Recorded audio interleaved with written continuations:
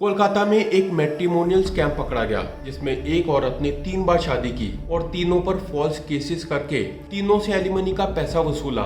India में register होने वाले रेप केसेस में से 74% फेक होते हैं। आज इंडिया में 51% मेल वर्क प्लेसेस पर सेक्सुअल हरासमेंट फेस करते हैं और 50% मेल साइबर स्टॉकिंग का शिकार होते हैं। डोमेस्टिक वायलेंस के 100 केसेस में से 40 मेन के खिलाफ होते हैं। एक मैरिड रिलेशनशिप में महिलाओं से ज्यादा पुरुष प्रताड़ित होते हैं। एनसीआरबी की एक रिपोर्ट के अनुसार 2021 में 1,64,000 लोगों ने सुसाइड किया था, जिनमें से 81,000 मैरिड मैन थे और 28,700 मैरिड विमेन। मैन ज्यादा मेंटल प्रेशर झेलते हैं। वो सोसाइटल प्रेशर की वजह से हरासमेंट को शेयर करने के बजाय सुसाइड करने का रास्ता चुनते हैं, क्योंकि उन्हें पता होता है कि अगर वुमेन ने क्राइम किया भी है तो भी पुलिस या कानून उनकी मदद करने के लिए तैयार कभी नहीं होगा। इसके बावजूद हमारे लीगल सिस्टम में ऐसे कई लॉज एग्जिस्ट करते हैं जो कम्प्लीटली एंटी मैन है। औरतें कई सालों से इन लॉज का मिसयूज करके आदमियों को फंसाते आ रही हैं। आज इस वीडियो में मैं आपको ऐसी कुछ लॉज के बारे में बताने वाला हूँ और चाहूंगा कि हर भारतीय को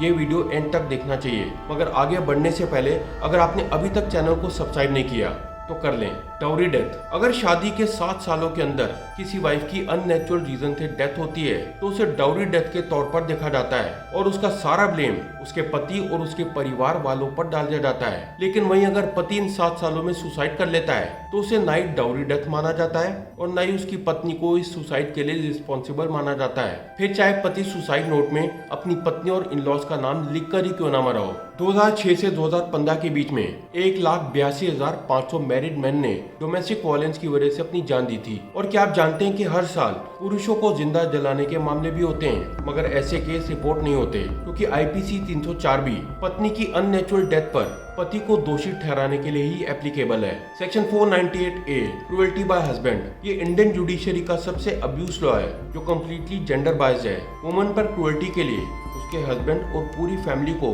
दोषी ठहराया जा सकता है। इसके लिए उन्हें 3 साल तक की सजा भी हो सकती है, इंक्लूडिंग ओल्ड पेरेंट्स। कई औरतें इस लॉ का गलत इस्तेमाल करती हैं। कई फॉल्स केसेस रजिस्टर होते हैं और सीनियर सिटीजन्स को जेल जाना पड़ता है। इस लॉ का लूपहोल यह है कि इसमें क्रुएल्टी को काफी वेगली डिफाइन किया गया है। अगर वाइफ के हिसाब से उसका हस्बैंड या कोई और फैमिली मेंबर उसे वर्बली कुछ कहता है तो इस लॉ के अंडर बिना किसी प्रूफ के उसे बुक किया जा सकता है। 2011 से 2013 के बीच में इस सेक्शन के अंडर 31,292 फॉल्स केसेस रजिस्टर हुए थे। 2014 तक आईपीसी 498A के तहत सिर्फ महिला की शिकायत पर ही पति और उसके परिवार वालों को बिना किसी वारंट के अरेस्ट किया जाता था और ये नॉन बेलेबल भी था। मगर 2 जुलाई 2014 सुप्रीम कोर्ट ने ऑटोमेटिक अरेस्ट को खत्म कर दिया और कहा कि सिर्फ जरूरत पड़ने पर ही हस्बैंड को अरेस्ट किया जाएगा। ये माना जाता है कि महिलाएं हमेशा सच बोलती हैं और इस बात पर ध्यान नहीं दिया जाता कि एविडेंस क्या कह रहे हैं। कोलकाता हाई कोर्ट भी इस लॉ के मिसयूज को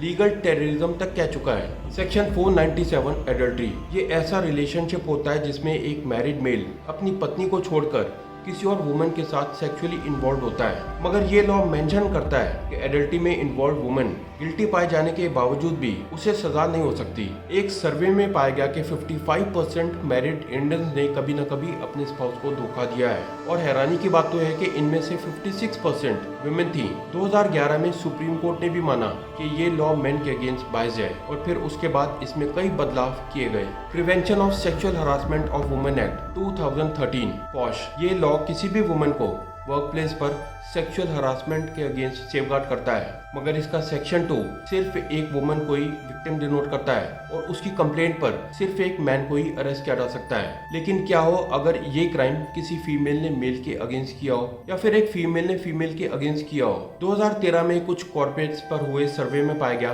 कि 43% मेल कॉर्पोरेट प्रोफेशनल्स भी कभी ना कभी सेक्सुअली अब्यूज हुए हैं। मगर सवाल उठता है कि इन केसेस को आप किस लॉ के अंडर रजिस्टर करेंगे। Hindu adoption and maintenance act section 18, husband को ये ऑब्लिगेशन है कि वो लाइफ टाइम अपनी वाइफ के खर्चे उठाए, मगर ये मेंटेनेंस क्या और कितना होगा ये कहीं पर भी मेंशन नहीं है। इसीलिए इसे मेन के अगेंस्ट बड़ी आसानी से इस्तेमाल किया जाता है। Punjab and Haryana high court ने तो अपने जजमेंट में ये भी कहा था कि हस्बैंड शैल बेग बोरो और steal to maintain wife and child. ये लॉ वाइफ को हस्बैंड से सेपरेट रहने के बाद भी मेंटेनेंस के लिए मैंडेट करता है अगर हस्बैंड बिना वाइफ की विल के कहीं चला जाता है तो। मगर सोचिए, अगर कोई हस्बैंड जॉब के लिए दूर रहता हो और उसकी पत्नी कुछ पैसों के लिए उस पर केस फाइल कर दे कि वो मेरी कंसेंट के बिना दूर रह रहा है, तो क्या होगा? Section 375 rape. इस सेक्शन के तहत सिर्फ महिलाओं का ही रेप हो सकता है। मेल रेप को इंडिया में क्राइम नहीं माना जाता। सेक्शन 375 में सिर्फ महिलाओं को ही विक्टिम मानने का प्रोविजन है। लेकिन रेप कब कंसिडर किया जाएगा,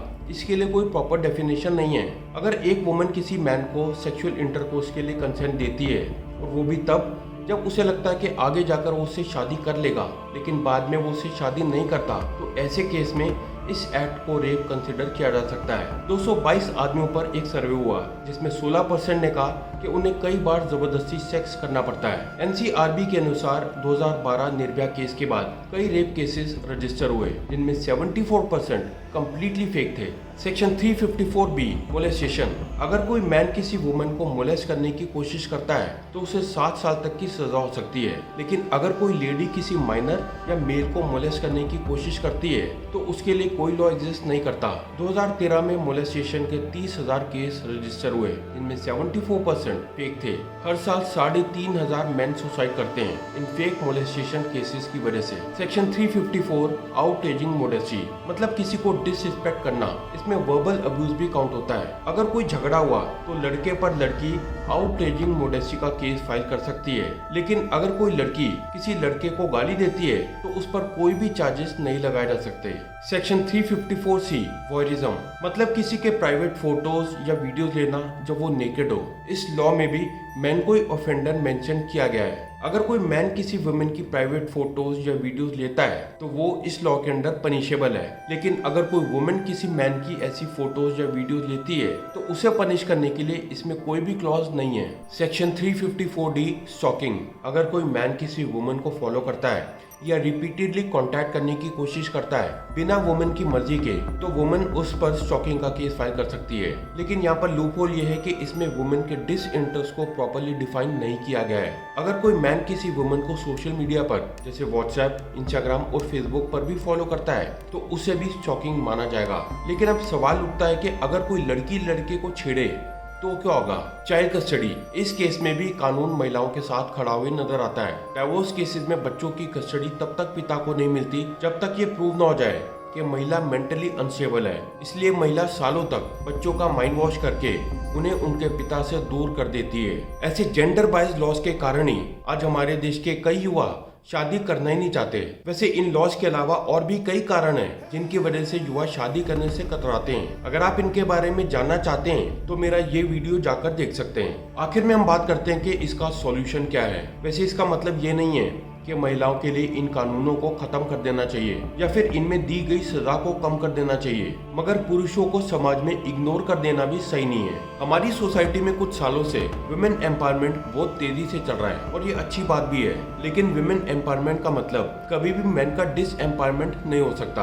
अगर ऐसा हो रहा है तो वुमेन एम्पावरमेंट के गोल को अचीव करने से अभी भी कोसों दूर हैं। पावर डायनेमिक्स चेंज हो रहा है। एक तरफ तो वुमेन एम्पावरमेंट की बातें हो रही हैं, तो वहीं कुछ केसेस में एम्पावरमेंट के लिए बनाए गए टूल्स और लॉज का मिसयूज भी हो रहा है। आज जरूरत है ऐसे सेफगार्ड्स की जिससे कानून के आगे दोनों जेंडर्स इक्वल फील करें। सरकार को चाहिए कि वो जेंडर न्यूट्रल लॉज पर फोकस करे। हमारे लॉज को जेंडर न्यूट्रलिटी के अनुसार रीड्राफ्ट करना चाहिए। जहाँ पर मैन है वहाँ पर पर्सन से रिप्लेस करना चाहिए। जहाँ पर हस्बैंड या वाइफ है वहाँ पर स्पाउस मेंशन करना चाहिए। हमारे देश में जितना वुमेन्स डे सेलिब्रेट होता है उतना मेंस डे नहीं होता। सरकार को चाहिए कि वो मेंस डे को भी उतना ही सेलिब्रेट करे और इन दोनों दिनों पर दोनों जेंडर के लोगों को उनके राइट्स के बारे में अवेयर कराए। नेशनल कमीशन ऑफ वुमेन के साथ नेशनल कमीशन ऑफ मेन भी फॉर्म करना चाहिए ताकि जिन केसेस में पुरुषों को समाज में इग्नोर किया जाता है उन पर रिसर्च की जा सके। वैसे आपके इन जेंडर बायस लॉज के बारे में क्या ख्याल है, मुझे अपनी राय नीचे कमेंट सेक्शन में लिख के बताएं। अगर आपको ये वीडियो इन्फॉर्मेटिव लगी हो तो इसे लाइक करें और फैमिली और फ्रेंड्स के साथ जरूर शेयर करें।